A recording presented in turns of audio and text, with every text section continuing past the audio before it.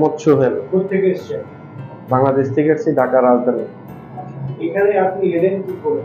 আপনার সমস্যাটা কি? আমার সমস্যা হচ্ছে মেরুদণ্ডে সু দেওয়া ছিল, এটা ব্যথা। কতদিন ধরে এই সমস্যাটা?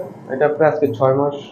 6 মাস ধরে। এর মাঝখানে আপনার যে 6 মাস ধরে কোনো ট্রিটমেন্ট করেছেন আপনি? না, এর আগে কোনো ট্রিটমেন্ট করি নাই।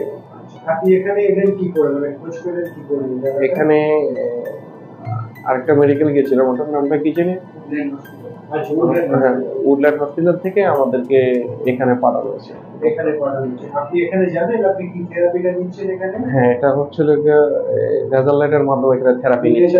জি, লেজার থেরাপি। কটা ট্রিটমেন্ট নিয়েছেন আপনি? আমি 3টা নিয়েছি, আজকেরটা নিলে 4টা হবে।